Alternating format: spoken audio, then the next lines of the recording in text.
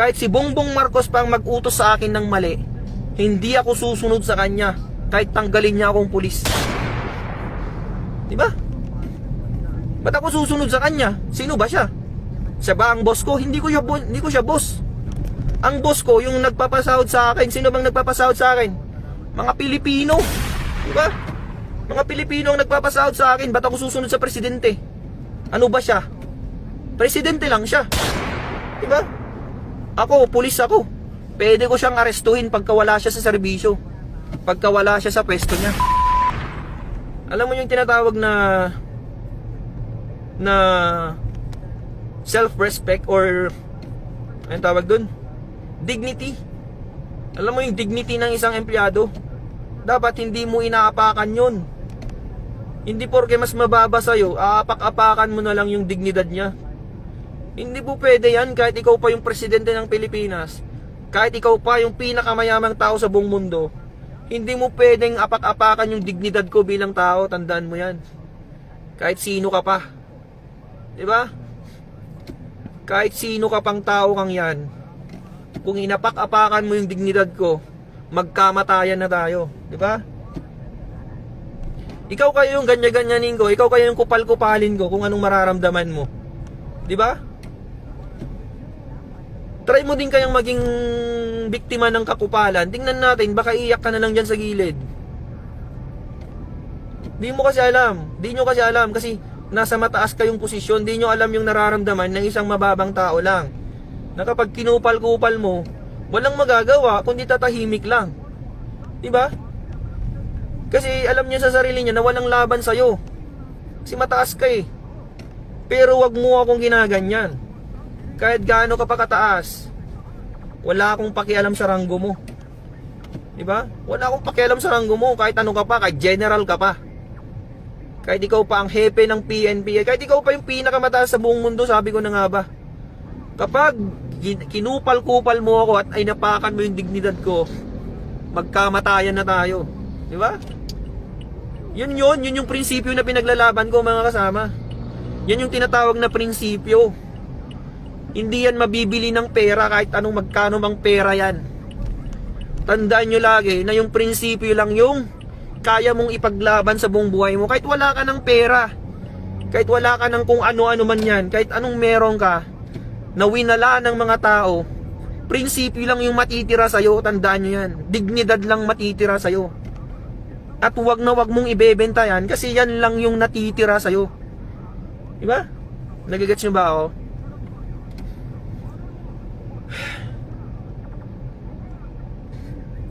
Wag na wag kayong papayag na yung dignidad mo bilang tao inaapakan lang ng kahit sino dyan. Putik, tao ka, may dignidad ka, may prinsipyo ka. Hindi pwedeng apak-apakan ka ng kahit sino. Bilang tao, pagkapanganak mo pa lang sa mundo, meron ka ng karapatang mabuhay. Meron ka ng karapatang irespeto ng kapwa mo tao. At hindi yun mawawala. At hindi pwedeng bilhin ng kahit magkano yun. At hindi pwedeng mapapalitan ng kahit magkano yun, mga kasama. Lagi nyong tatandaan yan. Lagi nyong tatandaan yan. Yun na lang yung nagpapatibay sa'yo bilang tao. Yung prinsipyo mo eh. Kung wala ka ng prinsipyo sa mundo, kung wala kang prinsipyo sa buhay, anong tawag sa'yo? Di ba? Kung wala kang prinsipyo sa buhay mo, anong tawag sa'yo? Isa kang robot, di ba? Kung wala kang prinsipyo, isa kang robot, isa kang utusan, isa kang aso. Kasi yung aso, walang prinsipyo yung aso eh. Kung saan may pagkain, dun siya, di ba? Ganun ang aso. Kung alukin mo ng pagkain yung aso, dun siya pupunta kahit hindi niya amo. Kung saan yung pagkain, dun siya pupunta. Ganun ang taong walang prinsipyo, mga kasama. Kung saan may pagkain, dun siya. Putik na yan. Anong klaseng tao ka kung ganun? Eh di para ka na ring aso. Di ba? Gets nyo yung point ko? Alam nyo, hindi lang naman PNP ang pwedeng magpakain sa akin eh. Ang dami bang pwedeng paraan yan para kumain ako sa isang araw. Sa buong araw, sa buong buhay ko. Hindi lang PNP. Ano yun?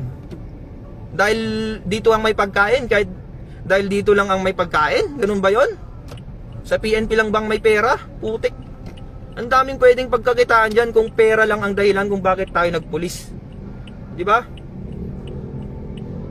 Nagpulis tayo hindi dahil lang sa pera. Tandaan niyo yan. Nung nag-a-apply tayo ng pulis, ang dami nating pinagdaanan, ang dami nating pagsubok para lang makapasok. Di ba? Tapos ngayon na may pagsubok sa atin, ibebenta nyo yung prinsipyo nyo. Ibebenta nyo yung prinsipyo nyo para lang sa sahod. Magkano ba sinasahod natin? Sa aming mga patrolman, 29,000 lang mga kasama. 29,000 lang. Aanhin mo yung 29,000 kung ang kapalit nun. Ang kapalit nun, anong kapalit nun? Prinsipyo mo. Ipagpapalit mo yung prinsipyo mo sa kakarampot na 29,000. Puta. Diba? Mas marami pa yung sahod ko nung nasa call center ako. Mas malaki pa yung sahod nung nasa call center ako kaysa yung nasa pulis na ako. Pero dahil may prinsipyo akong pinaglalaban, nagpulis pa rin ako. Kasi gusto ko nasa tama lahat, nasa ayos lahat. Gusto ko nasa ayos lahat ng mga bagay sa Pilipinas. Diba? Kaya tayo nagpulis kasi gusto natin maayos. Pero ngayon, dahil hindi na maayos yung mga bagay-bagay, hindi na po pwede. Alangan naman na magpupulis ka pa kung hindi na maayos. Anong kwenta mong pulis ka dyan kung hindi mo na maayos yung problema sa bansa? Diba? Alangan naman na magbulag-bulagan ka na lang dyan para lang sa 29,000? Anong kwenta mong pulis, diba? Anong kwenta mong pulis ka? Ako, wala akong pakialam kung tanggalan nila ako ng trabaho. Wala akong pakialam kung kasuhan nila ako. Wala akong pakialam. Ang pakialam ko lang is dapat nasa tama lahat. Nasa tama lang lahat dapat. Hindi pwedeng kung ano-ano na lang sasabihin sa atin, susunod-sunuran na lang tayo. Diba? Pulis ako, hindi mo pwede akong utusan.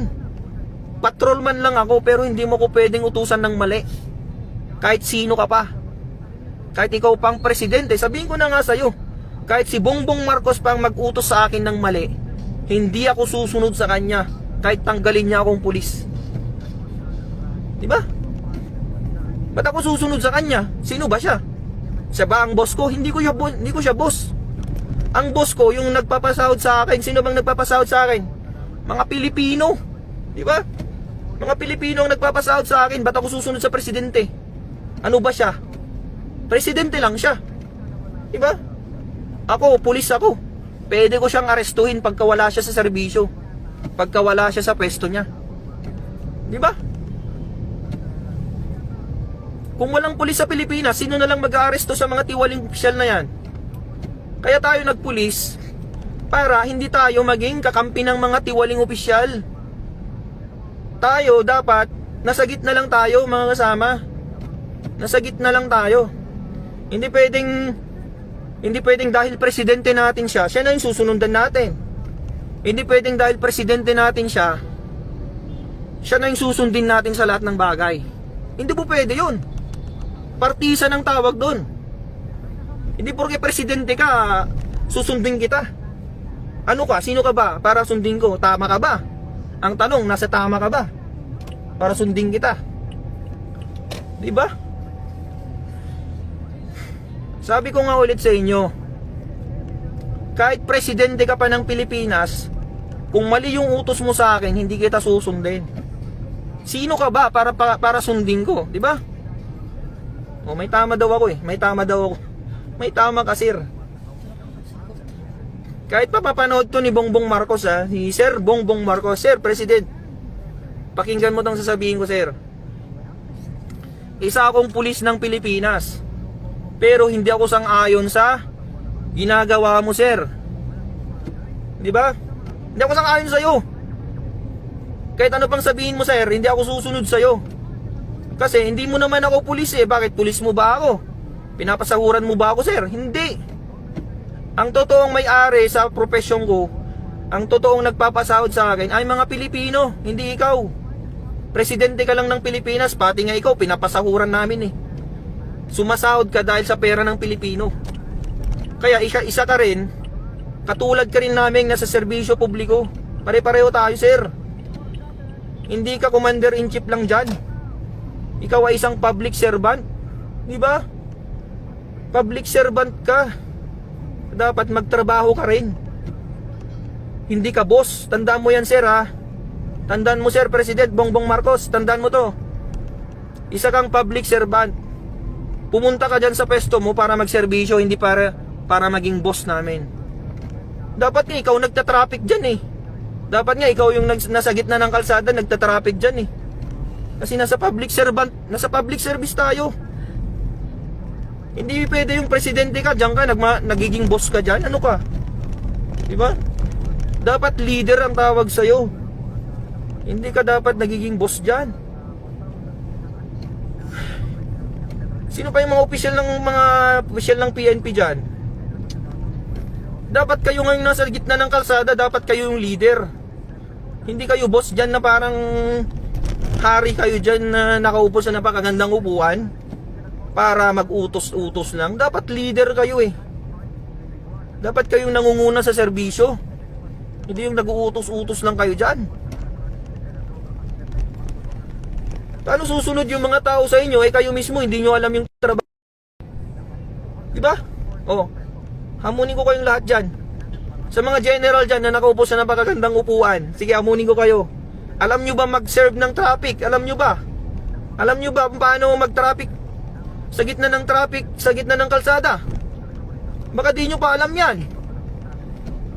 Sino mauna? Sino yung mauli? Kung walang traffic light, baka di nyo pa alam kung paano magmando ng traffic dyan. Diba? General kayong tinuringan. Di nyo pa alam ang warrant of arrest. Putik. Warrant of arrest lang, di mo alam. Alam mo yung warrant of arrest? Pwede ka daw mag-aresto kahit walang warrant of arrest. Putik, ano yun? Pwede na lang pala akong magdampot dyan kahit sino. Diba? Di pwede lang pala magdampot-dampot yan kahit sino. Kasi trip ko eh. Oh, mukha kang kriminal ah. Sabi ko, oy, mukha kang kriminal, halika nga dito. Arestuin kita, trip kita eh. Tanungin nung tao. Tanungin ng tao, sir, anong kasalanan ko? May warrant ka ba, sir? Ay, anong warrant? Di ba? Anong warrant? Puntahan mo, ay, sama ka sa akin. Sa presinto mo malalaman yung warrant mo. Kasi gagawin pa lang yung warrant mo. What a funny, di ba? What a funny idea. Di ba? Pwede ba yun? Bawal yun, nasa constitution yun, mga kasama. Bawal na bawal mag-aresto ng walang warrant of arrest. Maliban na lang sa tatlong exemption. Ano yung mga tatlong exemption na yun? Sabihin ko na sa'yo, sir. Ang mga tatlong bagay lang na pwedeng mag-aresto is in flagrante delicto. Ano pa yung isa? Hot pursuit. Tsaka yung escape from prison. Diba? Yun lang yung tatlong bagay na yun para wala kang warrant of arrest. Lahat na ng mga bagay maliban sa tatlong yun dapat meron ng warrant of arrest. Meron din palang isa mga kasama. Meron palang isa na pwede kang mag-aresto ng walang warrant of arrest. Ano yun? Kapag yung sa tingin mo, yung suspect, kapag sinerban mo ng warrant, pwede siyang tumakbo, pwede siyang manlaban. Kasi sasabihin mo sa kanya, oy Juan, sir Juan, halika nga dito, may warrant of arrest ka. Pag sinabi mong ganyan, may possibility kasi na manlaban siya. May possibility kasi na tumakbo siya. Nasa rules of court yan eh, 'di ba? May possibility kasi na manlaban siya o tumakas siya. Kaya wag mo na lang munang ipakita yung warrant of arrest niya. Wag mo munang ipapakita sa kanya. Biglain mo na lang siyang huliin. Kung sa tingin mo tatakas siya, biglain mo siya, parang dadamputin mo siya bigla. Pupusasan mo na siya agad. Kasi nga, kapag sinabi mong may warrant siya, may kaso siya, baka tumakbo siya. edi hindi mo na siya mahuli. So, pwede yon, pwede yung sabihin mo, damputin mo na siya agad. Pero, dapat, pagkadampot mo sa kanya, agad-agad, sabihin mo rin sa kanya at ipakita mo sa kanya yung warrant of arrest niya. At sabihin mo agad sa kanya yung mga rights niya, mga right to cancel, right to counsel, right to remain silent. Di ba? Di ba? Yun lang yun yung apat na circumstansya para maging warrantless arrest. Pero, kung meron namang preliminary investigation yung kaso, kung meron namang preliminary investigation, kailangan ipakita mo yung warrant of arrest. Parang yung nangyari kay Rodrigo Duterte. May nangyaring preliminary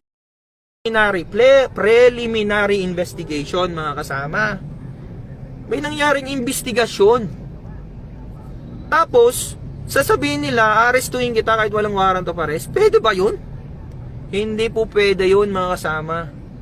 Kailangan, ipakita mo muna yung warrant of arrest bago mo siya arestuhin. Bakit? Si Duterte ba, tatakas ba yun kapag sinabihan mong may warrant of arrest siya? Di naman tatakas yun eh, tsaka hindi naman manlalaban yun eh. Prosecutor kaya yun, alam niya yung batas yun. Pero anong ginawa nyo sa kanya? Anong ginawa nyo sa kanya? Wala, mali yung ginawa nyo sa kanya. Inaresto nyo siya ng walang warrant of arrest at hindi nyo sinunod yung batas ng ICC. Ang sabi sa ICC, pagkatapos nyo maaresto yung isang tao, dapat dalhin nyo siya sa competent judicial authority, mga kasama. Competent judicial authority. Pero anong sabi ng administrasyon? Anong sabi ng administrasyon regarding that? Ang sabi nila, competent authority daw yung, competent judicial authority daw yung DOJ na nandun. Putik na yan, anong klaseng pag-iisip yan, mga kasama? Paano naging competent judicial authority yung DOJ? Ang DOJ, mga kasama, is considered as quasi-judicial. Quasi-judicial lang siya. Hindi siya fully competent judicial authority. Bakit? Korte ba ang DOJ? Korte ba ang DOJ? Siyempre hindi. Department of Justice is not a court. Ang sinasabi ng ICC, pagkatapos nyo mahuli si Duterte, dapat dalhin nyo sa competent judicial authority. Ano yung competent judicial authority na yan? In short, ang tawag dyan ay korte. Kahit anong korte sa Pilipinas, pwede. Kahit nga sa pinakamababang korte na lang sana eh. Pero anong ginawa? Dinala saan? Villamor Air Base, mga kasama. Bakit? Korte ba yun? Siyempre hindi korte yun. Walang judge dun eh. Sino magsasabi na tama o mali yung pagka-aresto niya kung walang judge? Siyempre kailangan mo ng judge para magsabi sa'yo ng ganito ganyan. Ang sabi ng administrasyon, meron daw DOJ personnel na kasama dun. Siya na daw yung judicial authority. Putik, sabi ko na nga ba eh. Bangag talaga tong mga to eh, no? Walang alam sa batas. Kawawa naman ang Pilipinas kung ganyan. Ako, patrolman lang ako, mga kasama. Hindi ako abogado, pero may alam ako sa batas. Hindi ko naman sinasabing alam ko lahat, pero may alam ako sa batas. Judicial authority is a court. Villamor Air Base is not a court. And DOJ is not a court. Ano yung mga yan? Rason lang yan ng mga bangag. Kasi wala silang alam. Or alam nila, pero nilulusot lang nila yung gusto nila. Pero hindi nyo maloloko ang mga Pilipino. Diba? Hindi nyo kami maloloko kasi may isip din kami, hindi lang kayo. Ang problema lang kasi sa inyo, bangag kayo. Kami, hindi kami bangag. Kasi nag-iisip kami, kayo hindi kayo nag-iisip. Ano ba yan? Anima ba ko nakmanin? Kanina pa ako salita ng salita dito, wala man lang mag-comment ng maganda dito.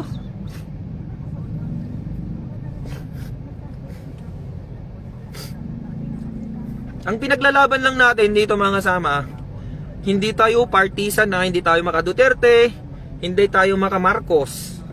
Sasabihin ko sa inyo ha, clarification lang. Hindi ako maka Marcos, hindi rin ako maka Duterte. Ang akin lang, ang sinasabi ko lang is mali yung pagka-aresto kay Duterte. 'Di ba? Maling-mali yung pagka-aresto sa kanya. Anong sabi sa batas kapag mali yung pagka-aresto sa kanya? O mga pulis, mga men in uniform dyan, tanungin ko kayo, anong mangyayari kapag mali yung pagka-aresto sa isang suspect? Ang tinatawag natin dyan, invalid arrest or unlawful arrest. Anong mangyayari dyan?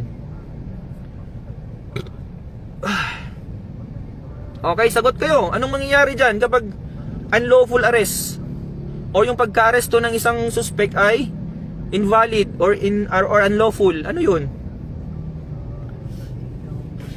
Ang mangyayari dyan mga kasama, kapag unlawful arrest or invalid arrest, it's considered as ano?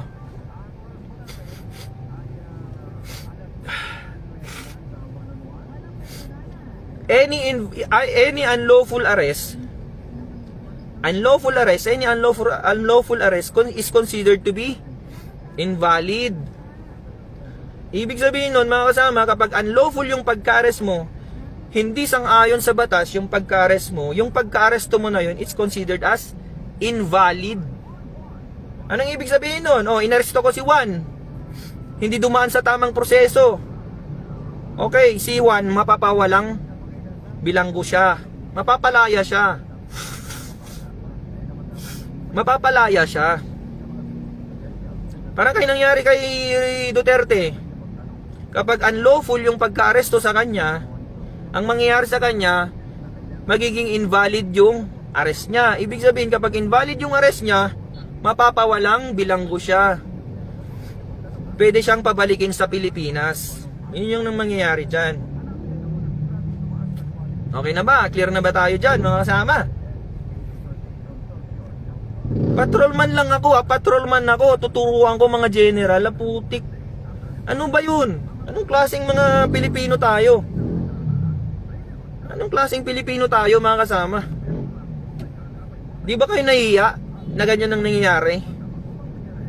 Yung pinakamababang pulis, siya pa ang nagtuturo sa mga pinakamatataas na pulis. What the hell? Mahiya naman kayo sa mga bumbunan nyo. Hindi nyo pa alam ang batas. Ang tagal nyo na sa serbisyo, di nyo alam ang batas. Ano ba yan? Nakakahiya tayo. Dismiss yung kaso, mapapawalang sala. Oh, yun, sabi. Tama ka, sir. Si Benji Campomanes. Tama ka dyan, sir. Kapag mali yung pagka-aresto sa isang suspect, kapag unlawful, if it's not in accordance with the law, if you arrest the person not in accordance with the law, it's considered unlawful.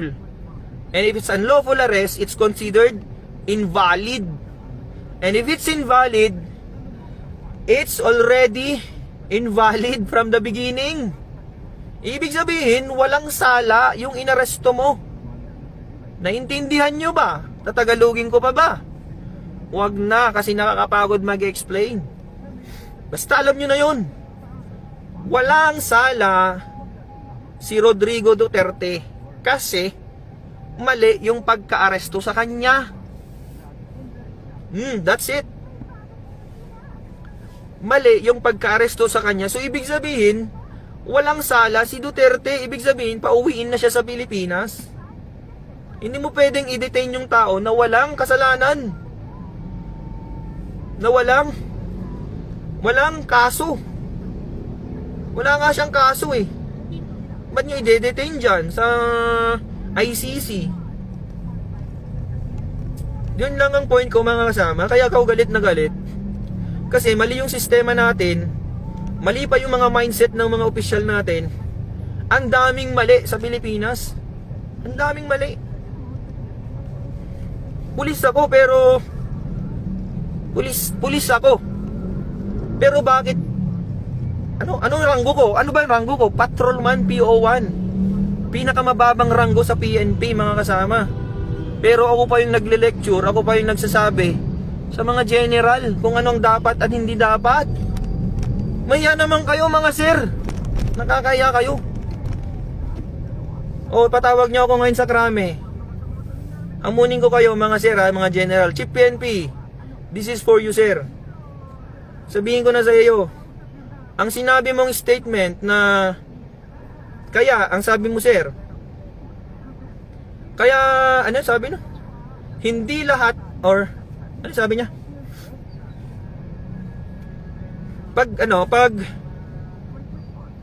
Pag nagsashabu ka daw, ang sabi niya, mayroon siyang statement na ganoon eh. Pag nagsashabu ka daw, hindi ibig sabihin masamang tao ka na. Pampawala lang daw ng antok at puyat lang yon. Anong klaseng mindset yan mga kasama? Isipin nyo mabuti. Pag nagsashabu ka daw, sabi ng hepe ng Chief PNP, ang sabi ng Chief PNP namin, ang sabi niya,